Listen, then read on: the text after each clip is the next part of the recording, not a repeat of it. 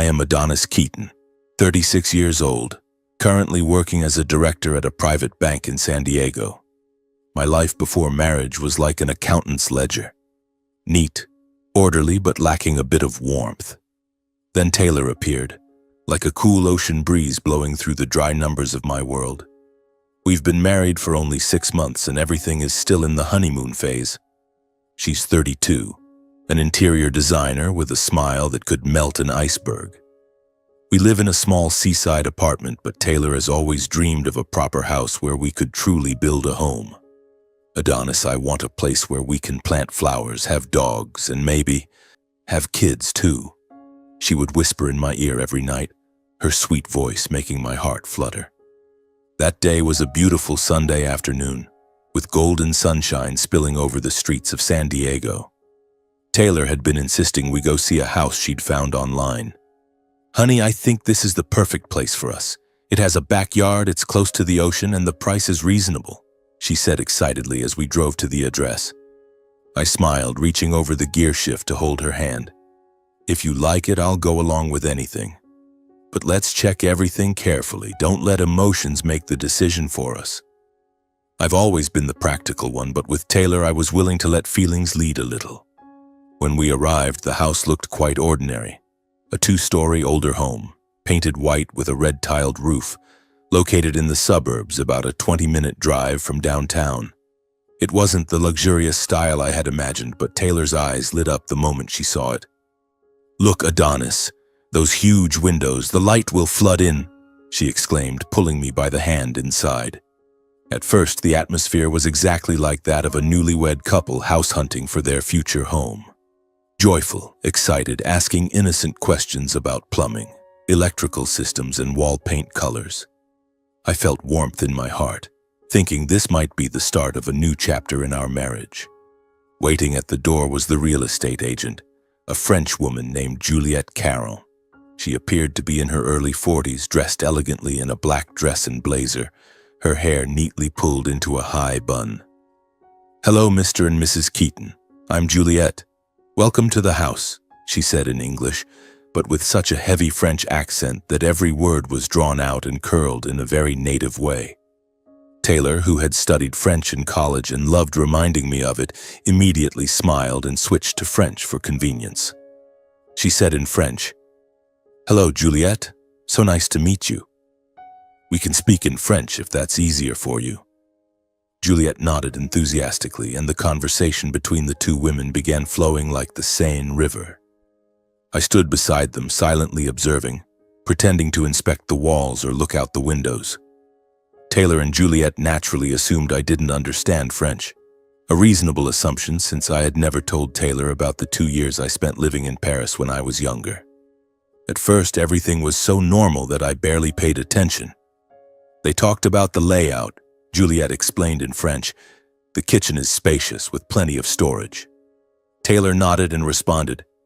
I occasionally chimed in with simple questions in English like, "How old is this roof?" to keep the atmosphere going, and Taylor would translate for Juliette. We moved from room to room, the spacious living room with an old fireplace, the master bedroom with a view of the backyard, even a garage big enough for 2 cars. I imagined us living here, waking up every morning to the smell of coffee and Taylor's laughter. My heart was full of hope. I thought this marriage was the best thing that had ever happened to me. But then everything changed in the blink of an eye. We were standing in the upstairs hallway when Taylor suddenly lowered her voice, almost whispering, and asked Juliette in French, "Are you absolutely sure the house has a secret room, fully equipped so that a person could live comfortably in there?"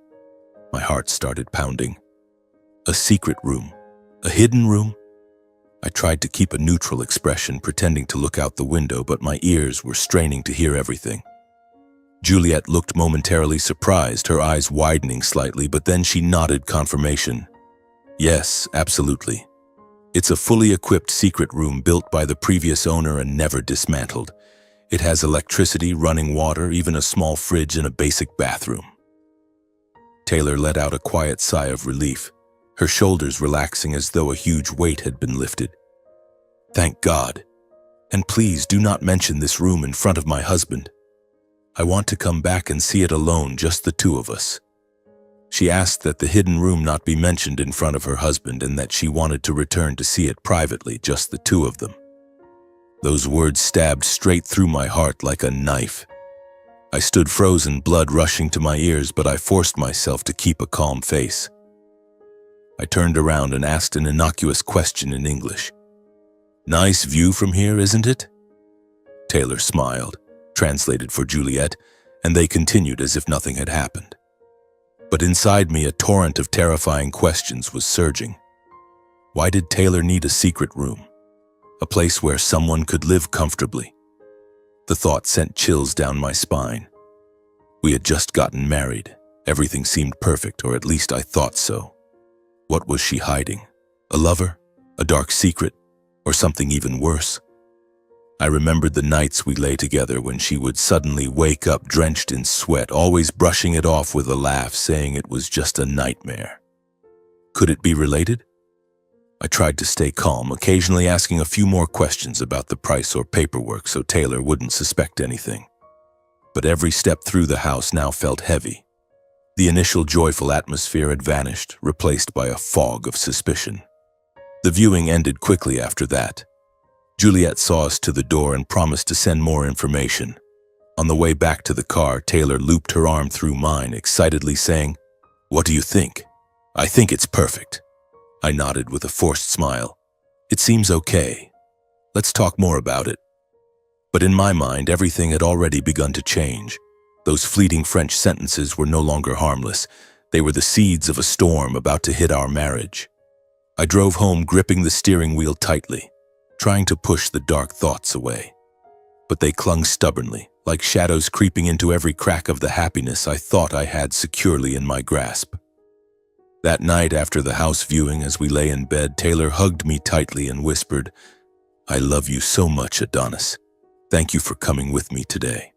I kissed her forehead and replied, "I love you too."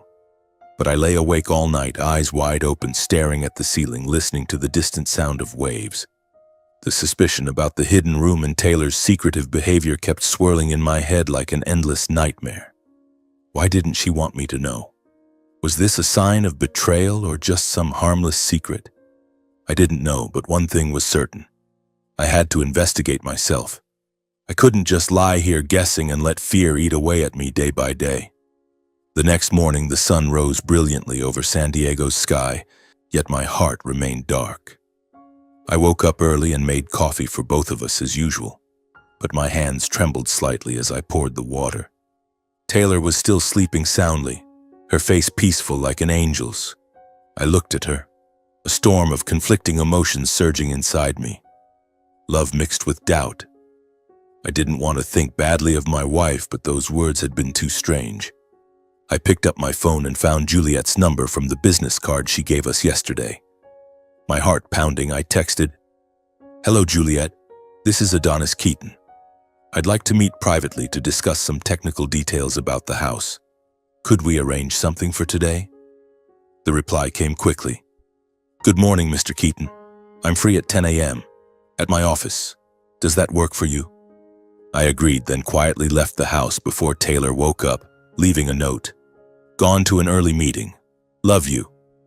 Juliet's real estate office was in downtown San Diego, a modern glass building with a gleaming logo under the sun. I drove there, my mind in turmoil. On the way, I rehearsed my questions. How could I ask without revealing I understood French? How could I get her to tell the truth? When I walked in, Juliet greeted me with a professional smile, her voice still thick with a French accent. "Mr. Keaton, please have a seat. What technical aspects would you like to discuss? Plumbing, electrical, or the roof?" She sat behind her desk, holding a coffee cup, her expression cautious but polite. I took a deep breath and tried to keep my voice steady. "Actually, I overheard part of your conversation with my wife yesterday, about the hidden room. I understand basic French, enough to follow. Why does Taylor want a house with a hidden room like that?" Juliet froze for a moment, her face flushing, eyes darting away. "Oh, Mr. Keaton, there must be a misunderstanding. We were only talking about the layout." She tried to deflect, her voice trembling slightly, fingers tightening around the cup. but I looked her straight in the eye, my tone turning serious. "Juliet, please don't dodge the question. I clearly heard Taylor ask about the hidden room and tell you not to mention it to me. I need the truth. This is my marriage and I can't let it stay unclear like this." The air in the room suddenly grew tense, like a string about to snap. Juliet was silent for a long time, then sighed and set her coffee down. "All right, Mr. Keaton. I'll tell you, but you must promise not to let Taylor know I said anything. I don't want to lose a client." She began speaking in a near whisper, so low I had to lean forward to hear, as if afraid someone might be listening outside the door. From the very first day Taylor contacted me, she was extremely specific. She wanted a house that either already had a hidden room or had structural features that could be discreetly converted into one. I was shocked. Such a request is highly unusual. Juliet glanced at her glass of water, then continued slowly, each word carrying her initial confusion. "Hidden rooms aren't something people look for in San Diego. They only exist in old Cold War-era homes or properties with special security permits. So when Taylor kept insisting, it really struck me as strange." She paused, took a sip of water, her gaze distant as if piecing everything together again. I sat motionless, my heart pounding, trying to stay calm while waiting for her next words. Juliet lowered her voice even further. "I searched through many listings, old records, asked colleagues, but hidden rooms are extremely rare. When they do exist, previous owners almost always remove them before selling. When I found the house from yesterday, I almost didn't show it. Built in the 1970s, far from the city, outdated interior, creaky wood floors, peeling paint. And the price was high because of the lot size. I thought Taylor would reject it immediately." She shook her head, still seeming surprised. But she didn't. She was unusually interested. When I sent the floor plan, she kept asking about the hidden room. Where it was, how soundproof it was, whether there was a separate entrance, if it could be locked from the inside. She was so anxious that she kept pushing me to schedule a viewing as soon as possible, as if she couldn't wait another day. By that point, a chill ran down my spine like ice water flowing along my back. Taylor actively searching for a house with a hidden room was no longer coincidental. It had been deliberate from the start. She hadn't fallen in love with the house because of the backyard or big windows. She needed the hidden room, needed it so badly she was willing to overlook every other flaw. Why? Did she say anything about the reason? I asked, my voice hoarse with emotion. Juliet shook her head. She didn't give details. She only said it was for personal reasons and asked me to keep it confidential. It was precisely that urgency and determination that surprised me, as if she needed that room for a specific critical purpose more important than price or location. I've never had a client like this. She finished with an apology. I'm sorry for keeping it secret at Taylor's request.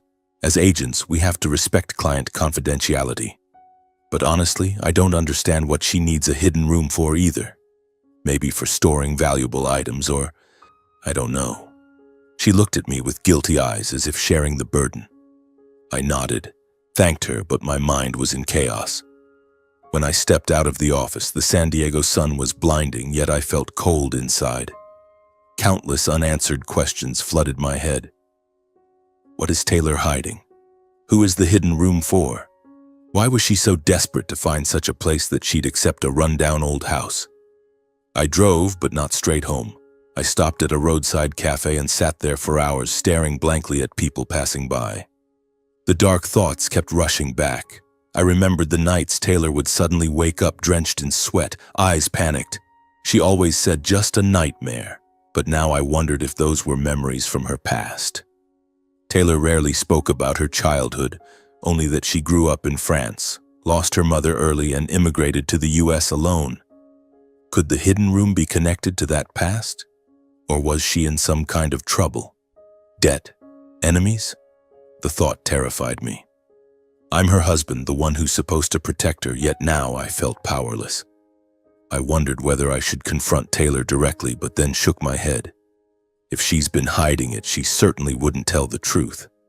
I needed more clues. I needed time to watch.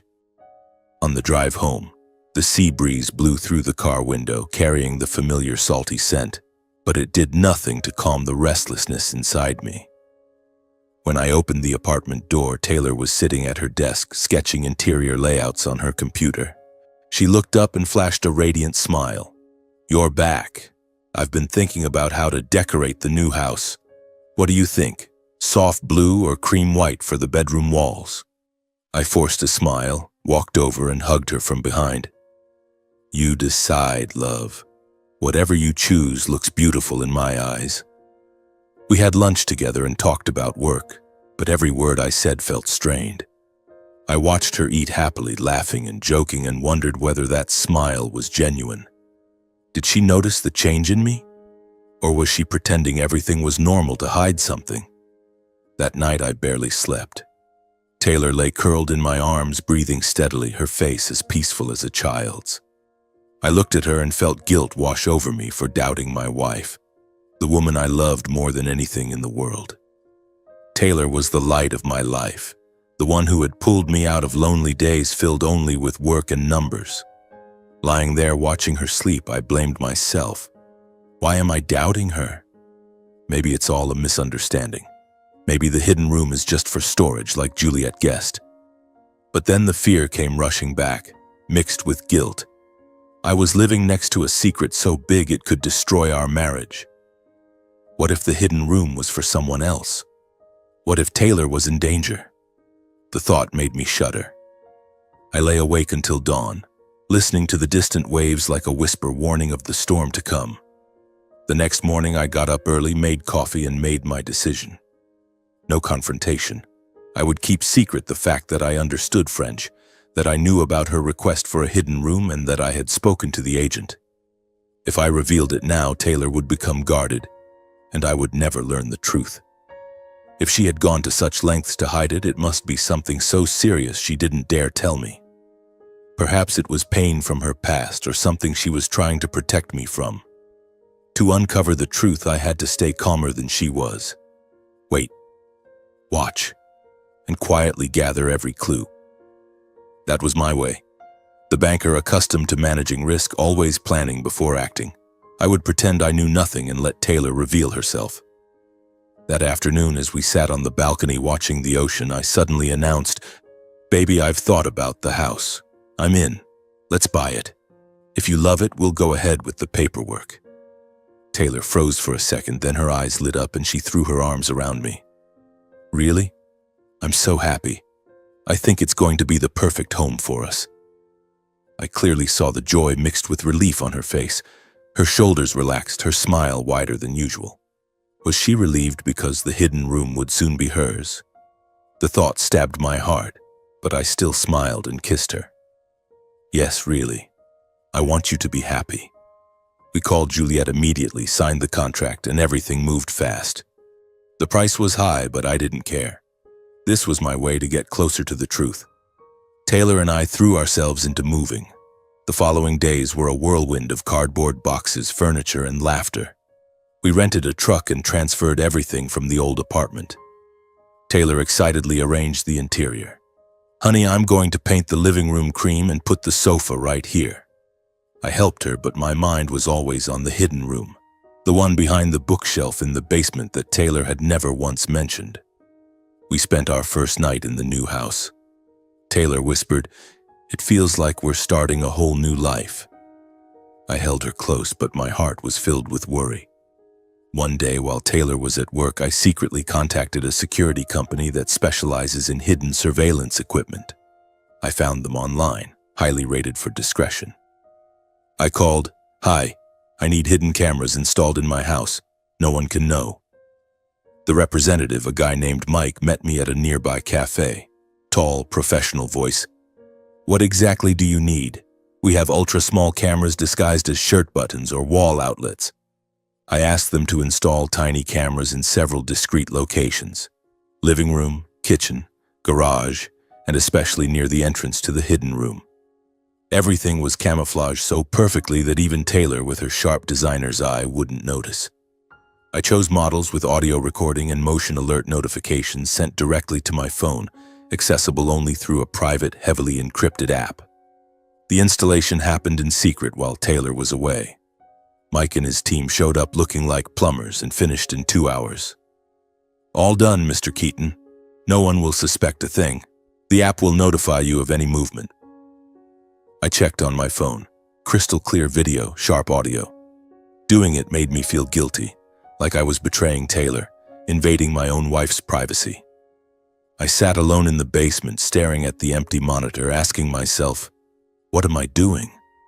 This is a marriage, not a spy movie.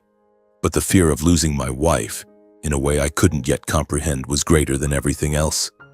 If the hidden room was meant for something bad, if Taylor was in danger, I had to know so I could protect her. Suspicion had become a double-edged blade, cutting into my heart a little more every day. The first days in the new house passed under a veneer of false peace, but suspicion never released its grip on me. I checked the app obsessively, almost compulsively. On the way to the bank, during meetings, even in the middle of the night while Taylor slept soundly beside me. Every time I opened it, my heart pounded, waiting for a motion alert. Am I overthinking this? I kept telling myself, trying to push the anxiety away. But then I would remember Taylor's relieved sigh when Juliet confirmed the hidden room, the way she had lowered her voice to whisper in French, and my grip on the phone would tighten again. On the surface, our life was still sweet. Romantic dinners, warm hugs, plans for the future. Taylor often talked about having children. "What do you think if we had a little girl? I'd name her Ella," she'd say. I would smile, but inside me a storm was raging. I began noticing small details. Taylor often received messages in the afternoon. Her expression would flicker for a moment before she laughed it off. She always changed the subject whenever I asked about her family or childhood. Suspicion coiled inside me like a venomous snake waiting to strike. Then on a Wednesday afternoon, everything shattered. I was in the bank in the middle of a meeting about a major loan, but my mind was elsewhere. My phone vibrated softly, an alert from the app. Motion detected in the living room. My heart clenched. My hands shook as I opened the app. The image was crystal clear. Taylor opened the front door and let a strange man inside. He was tall, unsteady on his feet, wearing a shabby coat and unkempt hair. A chill ran down my spine, blood rushed to my ears. "Who is that man?" I whispered to myself, zooming in. Taylor looked anxious, shoulders hunched, her voice coming through the hidden microphone. "Come in quickly, don't let anyone see you." The man nodded and stepped into the light of the living room camera. And then I recognized him instantly.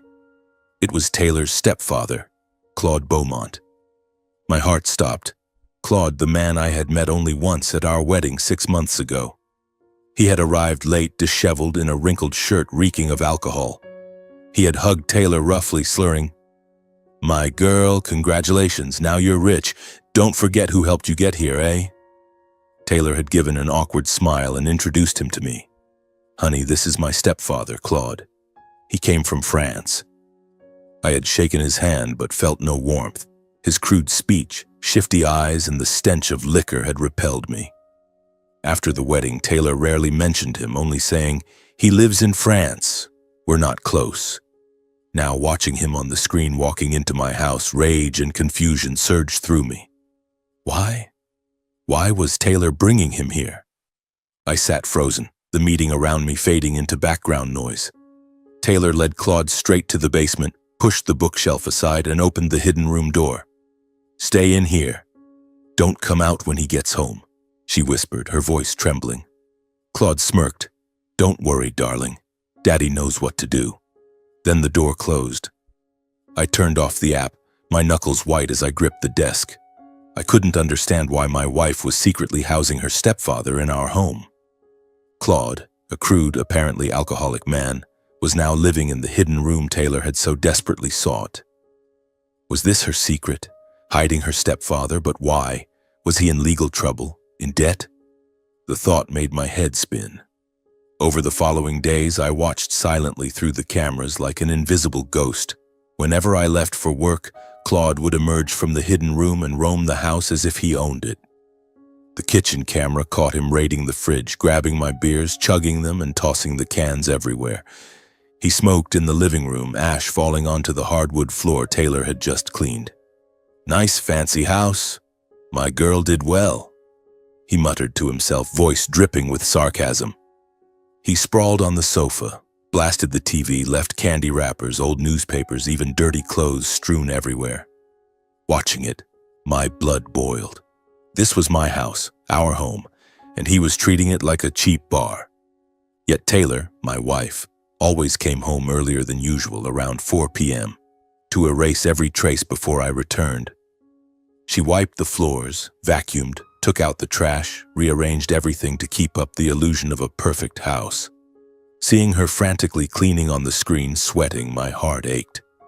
Taylor was living a double life, happy with me on one side, serving her stepfather like a slave on the other. The recordings revealed something even more horrifying. I listened to their conversations, the audio sharp and clear from the hidden mics.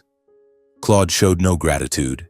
He barked orders and demands, treating Taylor as though it were her duty to obey. One afternoon, the recording played.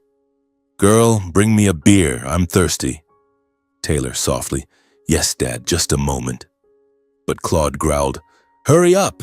You think you're the lady of the house now? Without me, you'd still be wandering the streets."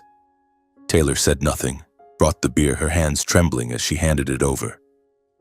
Claude took it and sneered, "You married that rich husband to escape your past, didn't you? If you don't do what I say, I'll go talk to Adonis, tell him all about your filthy past. Let's see if he still loves you then." His voice was pure malice, slicing through the air like a blade. Taylor, shaking, begged, "Dad, please don't. I'll do everything you ask. Just keep quiet." Her voice broke as if she were being dragged back into a nightmare childhood. Every time I listened to that recording, alone in my office, headphones clamped on, my fists clenched until they went white. Rage and pain tore at me, seeing my wife terrorized by threats I couldn't yet stop. Claude was a monster. He controlled Taylor with fear, using her filthy past as a weapon. But what was that past? Taylor had never spoken about her childhood beyond saying her mother died early and she had been raised by her stepfather. It made me even more uneasy, as if I were walking on thin ice that could crack at any moment. I wanted to storm down to the hidden room right then, punch Claude in the face, drag Taylor out of that hell, but I forced myself to hold back. I knew that acting impulsively could make everything far worse for her. Suspicion had now become real, bleeding pain. I kept asking myself, what is this filthy past? Had Taylor been abused? Was there some crime? The thought made me shudder, but I knew I had to wait for the right moment to pull my wife out of that darkness. After days of watching her stepfather threaten Taylor through the cameras, I could no longer bear it. The pain had built up like a balloon about to burst, draining every ounce of my strength. I lost my appetite, couldn't sleep, and every time I looked at Taylor, guilt and pity twisted inside me like a knife. She was living in hell, and I, her husband, was watching it all in silence. I decided I had to confront her, but not harshly. I needed to be gentle so she would open her heart. It was a Friday evening. A light rain was falling over San Diego, the drops pattering softly on the red-tiled roof. We were in the living room, Taylor reading by the fireplace, me pretending to review work documents. The atmosphere was warm and cozy, but my heart was ice cold. I took a deep breath, closed the laptop, and asked softly, "Sweetheart, I need to ask you something. Why is Claude living in our hidden room?" Taylor froze. The book slipped from her hands and hit the wooden floor with a dull thud. Her face went white, eyes wide with panic. She tried to deflect, stammering, "Claude, what are you talking about? How could my stepfather be living in our house?" Her voice trembled. Her fingers clutched the edge of the sofa as if it were the last thing keeping her afloat. I looked straight into her eyes, calm but firm. "Don't hide it anymore, love. I know everything. I know about the hidden room, I know Claude is in there, and I know he's been threatening you." All strength seemed to drain from her body. She collapsed into the chair, eyes red, tears spilling uncontrollably. How do you know? Have you been spying on me?" she whispered, voice breaking. Then she broke down completely. Sobs echoed through the quiet living room, mingling with the rain outside. Taylor buried her face in her hands, shoulders shaking violently, repeating over and over, "I'm sorry, I'm so sorry, Adonis. I never wanted to bring him here, but I had no choice. He forced me, so he would stay silent." I knelt in front of her, my heart tearing apart. I had never seen Taylor this fragile. The strong, radiant woman I loved now looked like a lost child. I pulled her into my arms, stroking her back, whispering, "Don't cry, baby, I'm here. I'm not angry with you, I just want the truth." But she kept crying, tears soaking my shirt, her body trembling against mine. When I gently asked why she was so terrified, she fell silent for a long time, trembling, as though fighting an internal war. The rain grew heavier. Distant thunder rumbled, mirroring the storm inside her. Finally, choking on her words, she confessed, "The thing I'm most afraid of is you. I was terrified that if you knew the truth, you'd leave me. You'd be disgusted by me, think I'm dirty, unworthy." Those words stabbed straight through my heart. Pain gripped me, tears welled in my own eyes. I held her tighter and told her nothing in the world could make me leave her. I only wanted to know so I could protect her. "You're my wife, Taylor. Nothing will ever change that. Tell me so I can carry this burden with you," I whispered, kissing her hair, the familiar scent making my heart ache even more. Reassured, she began to speak, voice breaking between sobs. She wiped her eyes and stared out the dark window, as if looking into a distant past. "When I was 5, my real father died in a car accident. My mother remarried Claude. At first he seemed kind, bought me gifts, took care of us. I thought he'd be a good dad." Her voice grew quieter, shaking. But only a few months later he showed his true colors. He drank, then beat my mother. Late at night I'd hear her crying, furniture crashing, the sounds of fists. The next morning she'd have bruises but always lied. "Mommy fell." When I asked, she'd just hold me and cry silently. Claude forced her to hide everything, threatening to kill us both if she ever told. Taylor paused, gripping my hand like it was her lifeline to the present. She continued, voice choked. "Then one rainy night when I was 10, my mother disappeared. She left without a goodbye, leaving me alone with Claude. I woke up to an empty house. He was sitting at the kitchen table, smirking. 'Your mom abandoned you, little girl. Now it's just you and Daddy.' Tears streamed down her face again. I held her tighter, rage boiling inside me. After she left, Claude started tormenting me, forcing me to clean, cook, work from morning till night, beating me for no reason when he was drunk, and sometimes touching me in ways that made me sick with fear. I'd lock myself in my room, but he'd pound on the door and scream, 'I lived in hell, Adonis. Every day was terror.' She struggled to go on. People outside, school, neighbors, spread cruel rumors about me. They believed the lies Claude told, thought I was a bad kid. I carried that guilt and shame for years, always feeling I wasn't good enough, didn't deserve anyone." Taylor squeezed my hand, voice shattering. "And Claude still uses that to control me even now. He threatens to tell everyone, to expose me as a whore." I sat stunned, torn between agony and fury. The image of little Taylor alone fighting that monster broke my heart. I pulled her close, my own tears falling onto her shoulder. "You've suffered so much, Taylor. I'm sorry I didn't know sooner. I won't let Claude destroy our life anymore." My voice was hoarse with emotion as I stroked her back to comfort her. The rain kept falling, but the room was now filled with sobs and whispered words of love. I pictured Taylor's childhood, those rainy nights in France, silent tears, endless fear, and hatred for Claude burned inside me. He wasn't a stepfather, he was a demon. I told her we had to report him, that it was the only way to end this. My tone was firm yet gentle. "We have to bring him into the light, love. I have proof from the cameras, we can call the police." But Taylor immediately shook her head in panic, eyes wide with terror. "No, Adonis, we can't. For me, digging up the past is even more terrifying than Claude himself." She clutched my hand so tightly it hurt, voice trembling. "If we report him, he'll drag everything out in court, in the newspapers, in front of friends and colleagues. I'm terrified of the judgmental looks, the whispers. I can't go back to being that shunned little girl. I wouldn't survive it.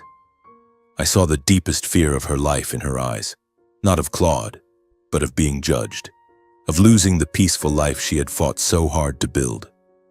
Taylor had been running from her past for years, and the thought of exposing it made her shrink like a frightened child. I knew she was battling the greatest terror of her life, so I didn't push. I simply held my wife in silence, stroking her gently. We sat like that for hours as the rain slowed and the thunder faded, but the storm inside us remained. Taylor rested her head on my chest, cried herself to exhaustion, and I whispered, "I'm here, my love. We'll get through this together." But in my mind, a plan was already forming. I would not let Claude win. Even if Taylor was afraid, I had to protect her. That night we fell asleep in each other's arms, but my sleep was restless, filled with dreams of Claude's sneer, Taylor's tears, and me standing in the middle, powerless. The truth had been uncovered, but the journey to healing had only just begun.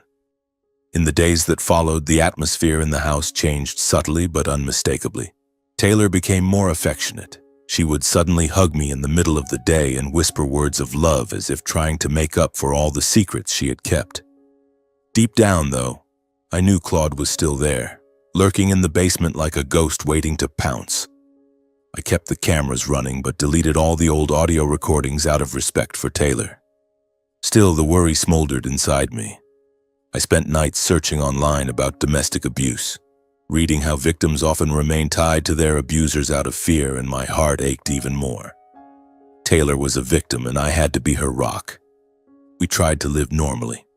Every morning Taylor made coffee and we sat on the balcony watching the San Diego ocean sparkle under the sun. "Honey, today I'm starting a new design project. I feel better already," she would say, her smile more genuine than before. I smiled back, but my mind was still on Claude. He remained in the hidden room and Taylor still secretly brought him food, though less often now. She promised she would convince him to leave, but I could see the fear in her eyes whenever the subject came up.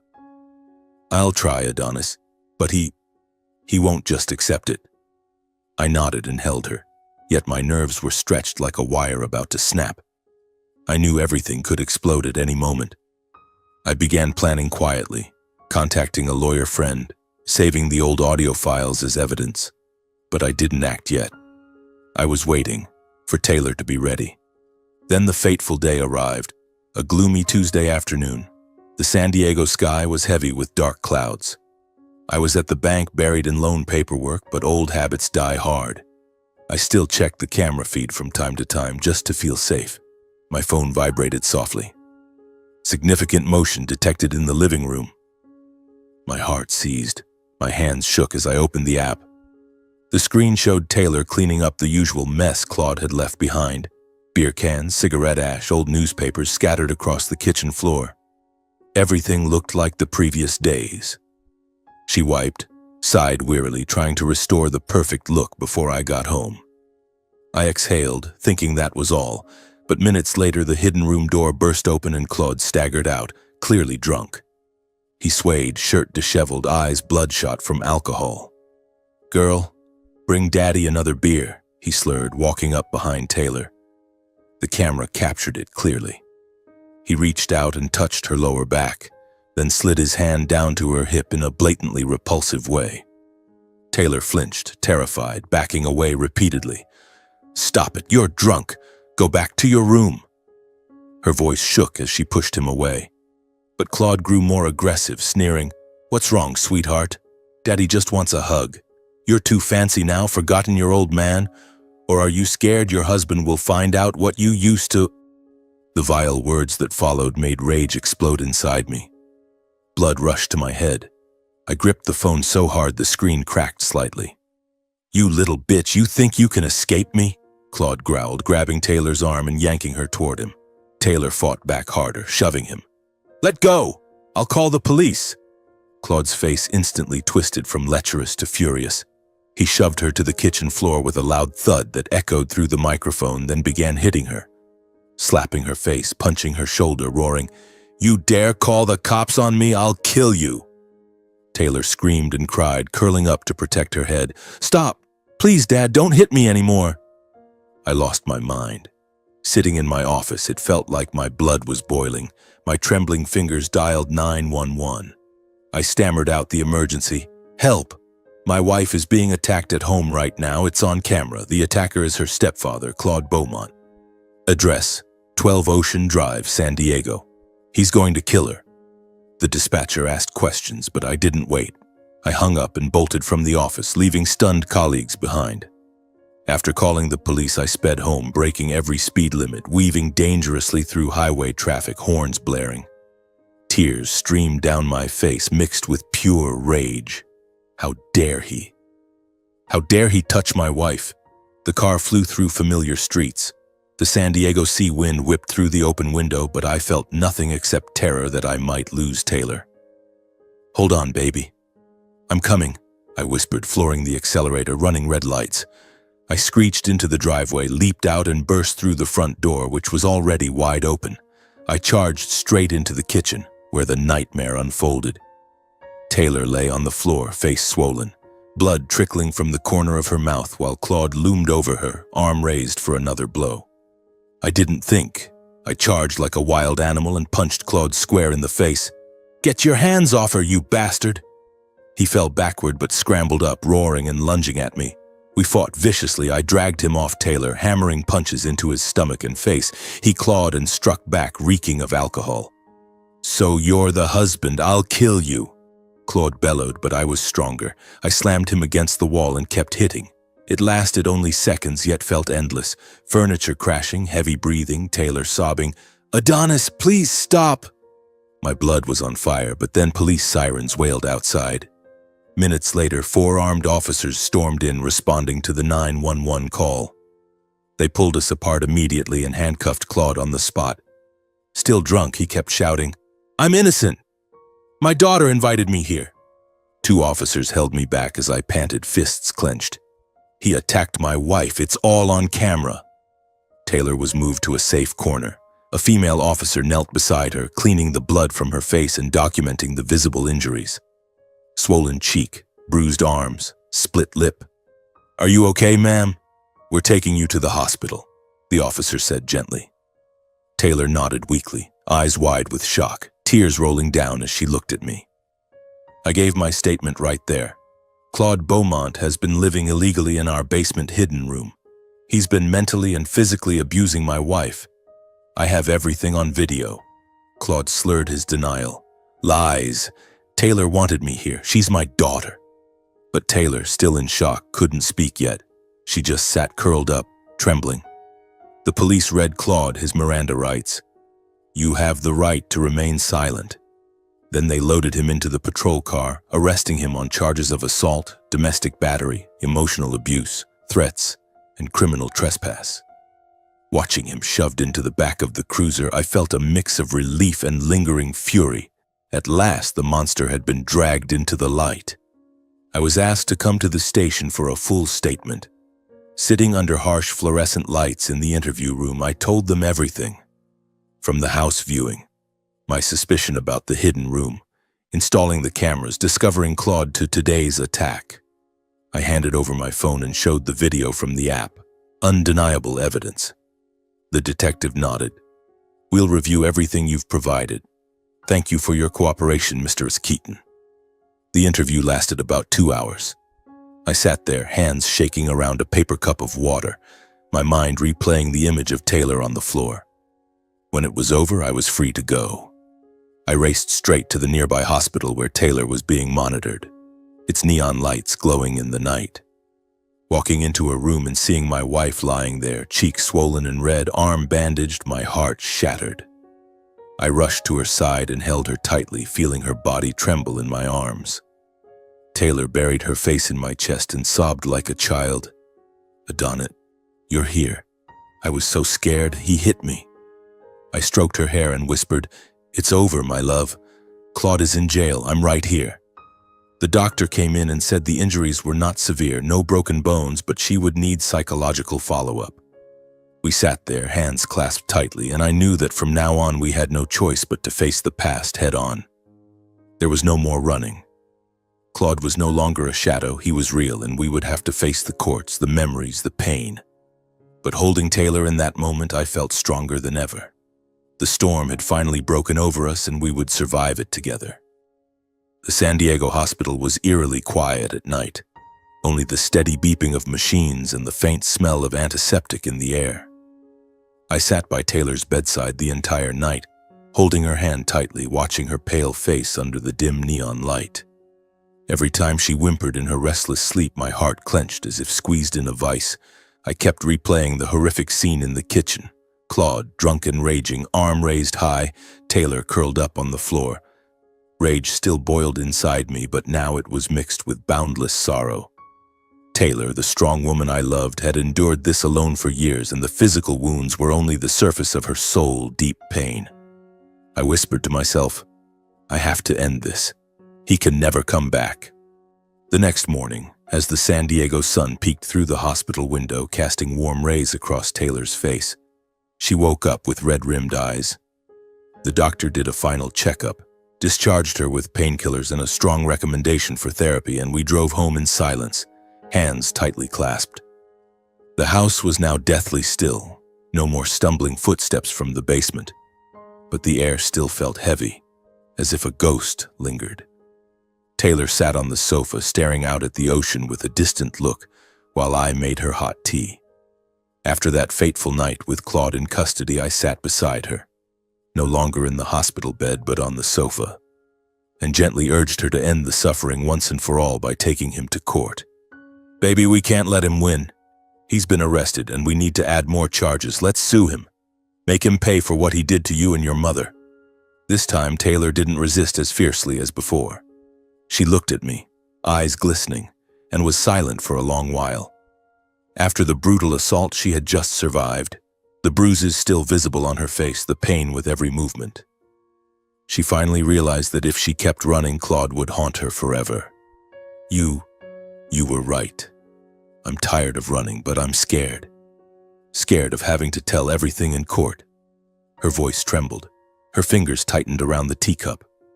I pulled her close, stroking her back. I know you're scared, but I'll be right there with you. We'll do this together. He can't threaten you anymore. Taylor gave a weak nod, tears rolling down her cheeks, but in her eyes burned a small spark of resolve I had never seen before, like a flame flickering back to life after years of being smothered.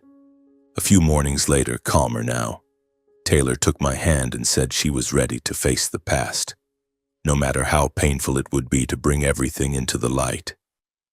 We sat on the balcony, the salty ocean breeze carrying the scent of hope. Adonis, I think we should start.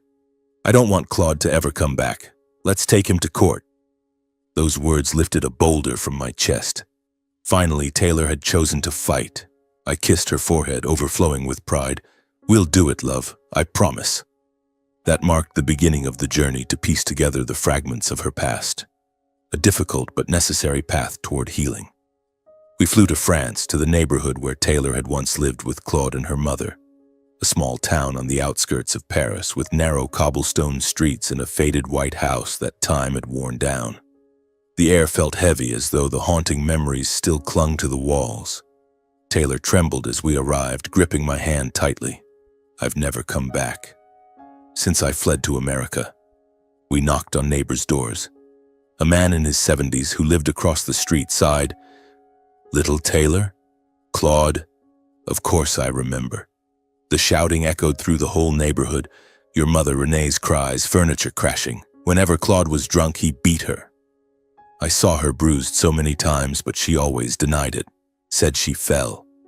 Taylor listened, tears streaming, yet she nodded. Thank you. Would you be willing to testify for me? The old man nodded firmly. I'll help you, poor child. We kept knocking, and slowly the pieces came together. The journey didn't stop there. We went to the old hospital where Taylor's mother had been treated, a small facility with dusty archives. With legal permission, we reviewed the records. They showed repeated injuries and bruises and clear patterns of domestic violence. Renee had been admitted at least 5 times for falling downstairs or bicycle accidents, but the descriptions didn't match. Black eyes, broken fingers, classic signs of beating. Taylor's hands shook as she read, Mom, she went through so much. In Taylor's own childhood medical files, we found multiple admissions for falls with injuries that contradicted Claude's old excuses, marks on her back and arms consistent with belt lashes or punches. I remember, "He used to hit me with his belt," Taylor whispered, voice breaking. I held her as rage boiled inside me. These documents were living proof that Claude was no stepfather. He was a tormentor. Next, we visited Taylor's old elementary school, a small building with a green playground, but the memories here were dark. Her former homeroom teacher, now retired Madame Dupont, met us at a cafe nearby. She was about 60, silver-haired, memories still sharp. Taylor? Such a bright, tiny girl, but she often came to school terrified. Bruises on her arms and legs, eyes red from crying. Many times she begged to stay after school because she didn't want to go home. I asked, but she just shook her head and cried. Madame Dupont sighed. I suspected Claude, but back then we had no proof and he threatened the school if we interfered. Now, if you need me, I'll testify. Taylor hugged her, sobbing. Thank you. You were the only one who ever cared. With every new witness and every copied document, I carefully compiled a complete dossier. Scanned papers, recorded statements, organized chronologically. It was meticulous work, but essential to building an airtight case. Once the evidence was overwhelming, neighbor testimonies proving years of abuse in France, medical records, the teacher's account, plus the hidden camera footage of Claude's assault in our home. We met with Marcus Hale, an old college friend and respected criminal attorney. We flew back and went to his downtown San Diego office, with its ocean view and professional atmosphere. We laid out the entire story from the house viewing to the attack, along with the thick folder of evidence. Marcus, salt and pepper hair and sharp eyes, examined everything carefully, flipping through pages, watching the video on his laptop. Adonis Taylor, this is a very strong case. Clear evidence, witness statements proving long-term abuse in France, matching medical records and the U.S. assault on video. Enough to charge Claude with prolonged domestic violence, psychological torture, based on Taylor's accounts of inappropriate boundary violations in childhood, threats, assault, and trespass. Under Marcus's guidance, Taylor and I officially filed the lawsuit against Claude, beginning the fight for justice she had fled from for so many years. We sat at his desk, hands trembling as we signed, hearts pounding. When Taylor finished signing, she looked at the paper as if staring into a new future. I did it, Adonis. Marcus nodded. This case has a high chance of success. If needed, Claude can be extradited from the U.S. to France, but we'll start here. Taylor walked out of the lawyer's office with red eyes but a steady gaze. For the first time, she no longer felt like the terrified child backed into a corner. We strolled along the San Diego shore, the wind tossing her hair, and Taylor smiled. I feel freer, Adonis. I held her close, filled with hope, yet aware the road ahead would still be long. Court dates looming, possible media coverage, painful memories dragged back into the light. But now, we were no longer running. The weeks of preparation for the trial were the most nerve-wracking period of our lives. Marcus coached Taylor on how to testify, drilling for hours in his office. A large room with an ocean view, yet the atmosphere always felt as heavy as a real courtroom. Taylor sat in front of a mirror practicing maintaining eye contact while recounting the painful details. He beat me with a belt. He touched me. Her voice shook at first but gradually grew steadier. The trial against Claude began on an autumn morning at the San Diego courthouse, a modern glass building with long, echoing corridors that smelled of old paper. The courtroom was packed, drawing local reporters, TV crews, and even representatives from domestic violence advocacy groups. They waited outside the doors, microphones raised, cameras flashing every time we entered. Mrs. Keaton, how do you feel facing your stepfather? One reporter pushed forward. Taylor gripped my hand tighter, shoulders slightly hunched. I shielded her and whispered, "Don't look at them. I'm right here. You're safe." Inside, the judge, a stern, middle-aged woman in black-rimmed glasses, banged the gavel, instantly stretching the tension like a drawn bowstring. The jury of 12 ordinary citizens, housewives, engineers, retirees, sat silently on the right, eyes fixed on us. I sat in the front row, heart pounding, knuckles white from gripping the bench. Throughout the proceedings, Claude denied every charge: long-term abuse, threats, psychological torment, trespassing. Each day he appeared smug in the defendant's chair, wearing a cheap suit, hair slicked back, yet his eyes still burned with anger. "I only ever cared for my daughter. Taylor invited me to America. All those old stories are lies," he swore before the judge, his heavy French accent making every word grate even more. His defense attorney, a sleazy man I'd come to despise, twisted the narrative. The defendant is a loving stepfather and the alleged victim is seeking revenge over family disputes. Hearing that made my blood boil, but Marcus stayed calm. "They're desperate. The evidence will speak for itself." Then Marcus presented the hidden camera footage, the kitchen assault, Claude shoving Taylor to the floor and beating her. The courtroom fell dead silent. "This is direct evidence of assault and psychological abuse," Marcus declared as the video played on the large screen. Claude went pale and stammered, That's doctored." Next came the old hospital records from France, yellowed pages describing repeated injuries. "Clear signs of prolonged domestic violence," Marcus explained, passing them to the jury. Neighbor testimonies, the old man across the street recounting midnight screams. Teachers like Madame Dupont describing a terrified little girl desperate to stay after school. Each piece of evidence struck Claude's defenses like a blade. His face flushed crimson while his attorney tried to dismiss the statements as mere hearsay with no credibility. But the jurors shook their heads, eyes filled with disgust. I held Taylor's hand tighter with every exhibit. She trembled but whispered, "They believe us, Adonis." The most intense day was when Taylor took the stand. The room was packed, cameras flashing, the air thick enough to choke on. She wore a simple white dress, hair in a neat bun, legs shaking as she walked forward. I sat below, heart thundering, silently praying, "You can do this, baby." But this time she did not lower her gaze. Taylor stood tall and looked straight at the judge and jury. Her voice started shaky but grew stronger with every word. "I am Taylor Keaton, and Claude Beaumont was never my stepfather. He was the man who tortured me from childhood." She recounted every horrifying detail. The belt lashes that tore skin, the nights hiding under the bed while he roared her name, the drunken moments he touched her in sickening ways.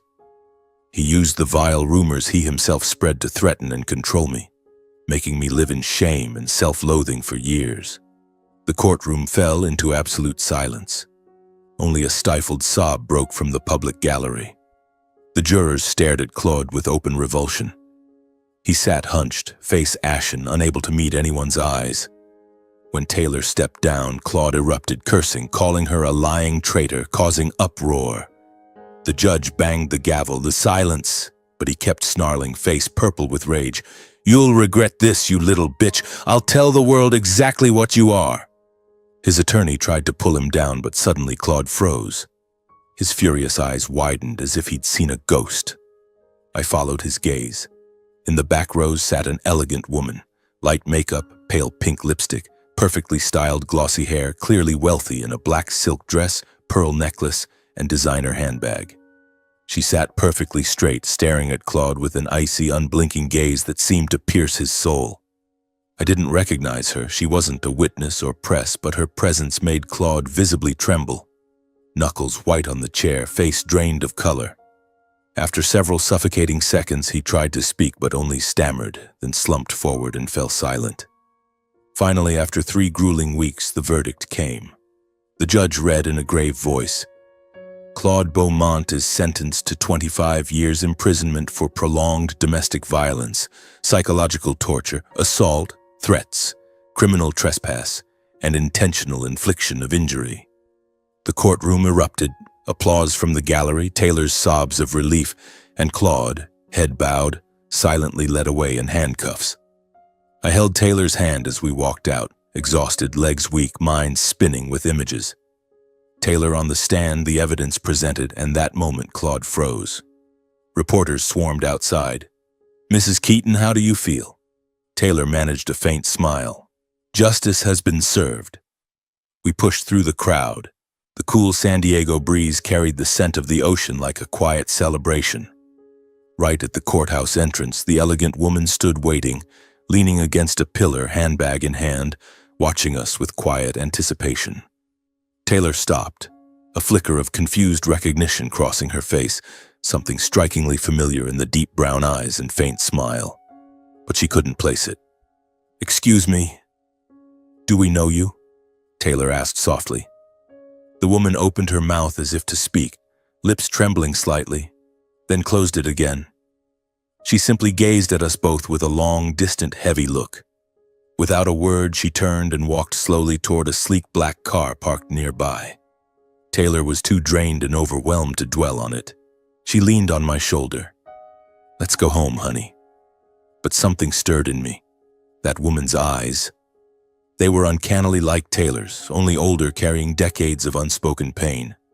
I glanced back curiously, but in that moment all I wanted was to hold my wife and finally rest.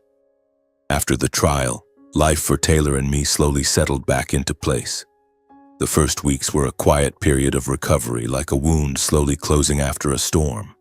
We returned to our seaside home in San Diego, now free of Claude's shadow and the haunting hidden room. Taylor began seeing a therapist twice a week, sitting on a soft sofa in a calm office that smelled faintly of lavender essential oil, recounting painful memories without trembling as much as before. She started sleeping better, waking less often drenched in sweat, and her smile returned, more genuine, lighter. "Adonis, I feel like a huge weight has been lifted," she whispered one evening as we sat on the balcony watching the sunset paint the ocean red. Yet I kept feeling someone was watching us, fleeting glimpses at the corner of the street, in the shade of a tree or across the road. At first I thought it was just paranoia from the stressful trial, with occasional news reports and online comments still circulating. But no, it was too real. One afternoon while getting the mail, I froze. The elegant woman was standing at our gate, peering through the iron fence into the backyard where Taylor was watering flowers. It was the same woman who had silenced Claude in the courtroom, wearing a gray silk dress, light makeup, perfectly styled wavy hair, looking like she'd stepped out of a fashion magazine. She stood there, clutching her handbag strap, eyes fixed on Taylor. My heart raced, but I stayed calm and approached. "Can I help you? Who are you?" She smiled gently, her voice soft with a French accent. "Oh, I'm sorry if I startled you. I'm Renee. I just moved nearby, 3 houses down. I love this neighborhood, so I often take walks." Her explanation sounded reasonable, but those eyes, deep, tormented, sent a chill down my spine. I nodded politely. "Yes, it's a quiet area. Good day." She turned to leave, but glanced back at our house one last time before disappearing. In the following days, I kept seeing her around the neighborhood, always at a careful distance. Sometimes at the nearby park watching us walk. Sometimes at the cafe across the street, eyes turned toward our kitchen window while Taylor cooked. She never approached directly, but her presence felt like a ghost, making me uneasy. One evening after we'd finished dinner, Taylor's homemade pasta, candlelight flickering, soft music playing, the doorbell rang. I opened it to find Renee standing under the yellow streetlight, wearing a silk coat, holding her handbag, face pale. "I'm sorry to disturb you. I need to talk." I invited her in. Taylor politely offered, "Hanem, please sit. Would you like some tea?" Renee stepped inside, visibly nervous, hands trembling slightly as she sat on the sofa. The living room suddenly felt charged, like the air before a storm. She was silent for a few seconds, looking at Taylor with overwhelming emotion, then pulled an old photograph from her bag and held it out with both hands as if it were the most precious thing she owned. The moment Taylor saw it, a picture of an 8-year-old girl smiling brightly next to a young mother under the French sun, she panicked, screamed, and backed away. Her face went white, eyes filled with fear and rage. "No, this can't be happening." She fled upstairs and slammed the bedroom door. Heart-wrenching sobs echoed down. I ran after her, knocking. "Baby, it's me. Open the door." Through the door, voice breaking. "Adonis, please leave me alone for now. I need to be by myself." I went back downstairs, confused and alarmed, staring at the woman still sitting there, tears streaming down her cheeks. "Mrs. Renee, who are you really? Why are you hurting my wife like this?" I asked sharply, worry making my tone harsh. Only then did she sigh, tears falling, and reveal the truth. She was Renee Callahan, Taylor's biological mother. The words hit me like lightning. Renee, the mother who vanished, the one Taylor believed had abandoned her. She sat there, voice trembling, and told her story. I fled from Claude because I couldn't take the violence anymore. He beat me every night and threatened to kill us both if I tried to take Taylor. That rainy night I escaped alone, planning to come back for her later, but Claude moved and I couldn't find her. I lived in fear for years, changing my name, working in distant cities. She paused, wiping tears. When I finally had money and stability from my fashion business, I searched for Taylor, but no one knew where she was. I lived in Paris, following leads from afar, but it was hopeless. When I saw the trial on television, I learned she was alive, and that Claude was the monster who had ruined my daughter's life. I flew to America immediately. I sat in court just to see her, but I was too ashamed of abandoning her, to reveal myself right away. She said she didn't expect forgiveness. She only wanted to call Taylor my daughter once in her life. Her voice broke with remorse. I know I was wrong, but I love her. Every day I've lived has been about finding her. I was torn between emotion and confusion. This was Taylor's mother, the woman she had both mourned and hated. I gently asked Renee to leave for now. Taylor was too overwhelmed. Please go home. She needs time to calm down. We'll reach out. Renee nodded, tears falling, and left with heavy steps. That night I held Taylor as she sobbed, saying she could never forgive the mother who left her alone with the monster Claude for all those years. Curled up, she cried herself to exhaustion. Why did she abandon me? I lived in hell because of her. I hate her. I stroked her hair, listening, my heart breaking. In the days that followed, Renee kept trying to see Taylor, but Taylor refused. I hate her. I'm not ready, Adonis. I was the only one who met her, listening to the broken story of a deeply remorseful woman. Renee told me about her life, working in restaurants, building a successful fashion business, wealthy but lonely. I dream of Taylor every night, she said, eyes red. I realized Renee meant no harm. She was a mother consumed by guilt who had run too long and didn't know how to begin again. She brought gifts. Old books Taylor loved as a child, family photos, but Taylor rejected them. Thanks to my patience and Renee's sincerity, Taylor slowly began to reconsider. I gently shared what Renee had told me. Sweetheart, she's truly sorry. She didn't abandon you on purpose. Taylor said nothing, but I saw her crying quietly while looking at the old photos. Finally, she agreed to meet her mother one quiet afternoon in the park near our house. Taylor stood at a distance, voice cold. Why are you here now? What do you want? Renee broke down and knelt. My daughter, I'm so sorry. I was wrong to leave you. I should never have left you alone. Taylor didn't hug her, didn't call her mom, but said she would forgive, though she wasn't ready for Renee to step fully into her life yet. I'll forgive you, but I need time. Renee wept, still on her knees, thanking her for that small chance. Her eyes looked like someone who had just been pulled from drowning after 20 years. Taylor stood still, tears falling, but her voice calm as she said everything would take time, and this was only the first step. After all the upheavals, from that fateful house viewing, the nights spent watching through hidden cameras, the tear-filled confrontation, the storm of the trial, to Renee's unexpected return, our lives finally began a new chapter. Taylor and I decided to sell the house that held so many painful memories.